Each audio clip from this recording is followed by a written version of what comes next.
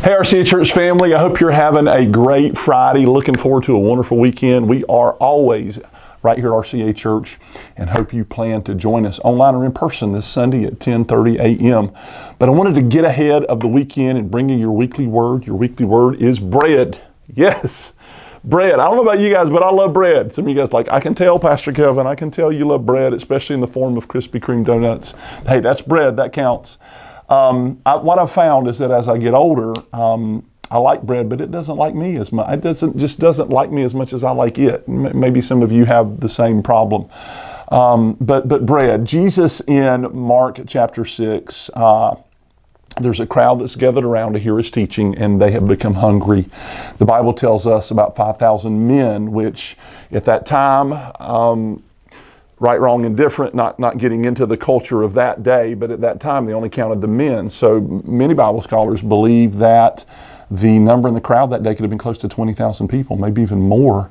And they only have 5 loaves and 2 fish brought to them. And Jesus takes that, gives thanks, and breaks it and hands it out to the disciples, and all 5,000 plus the women and the children, all those thousands and thousands of people are able to eat and be satisfied and filled, and they take up 12 basketfuls of leftovers. Incredible, incredible. Jesus is able to break the bread and multiply it in our lives. You know, bread represents a lot of things. Maybe bread is physical bread to you, right? Like maybe it's physical hunger. You're like me, you love eating bread.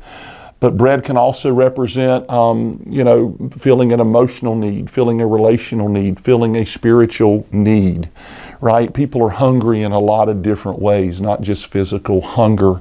And the thing that strikes me out of this passage is not the incredible miracle that Jesus did. I mean, that's awesome in itself, and it began in such a humble way with, a little boy with 5 loaves and 3 fish.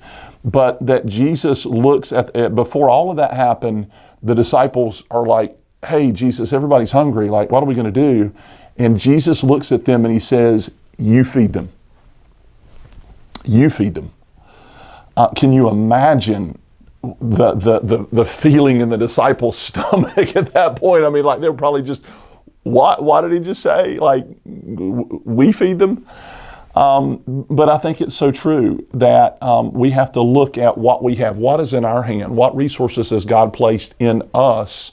And it may seem so small. It may seem so insignificant. They kind of look around like, well, here's a kid. He's got 5 loaves and 3 fish, Lord. I mean, what is that little amount among so many? And I think that we often feel the same way. We see great needs, we see injustices, we see homeless people, we see people suffering, we see people in need, we see addiction, and our heart breaks. And we have this, we come to the Lord, hey, Lord, what are you going to do about that? But I think a lot of times we miss the question or what God says back to us, and that is very much what he said to the disciples, and that is, hey, you do something. You do something. Yeah, maybe you've got some physical bread you can share. Maybe you've got some spiritual bread you can share. Maybe you've got some, emotional love and care and concern. Maybe somebody needs a hug. What's in your hand? You can do something. And I just love it that Jesus says, you feed them, because it's in the context of them just bringing to the Lord what little they had and trusting him that then God does the miracle. And friend, I just want to tell you, the Lord works the same way. You may feel like you can't do anything about a certain situation, but what do you have? And what can you do?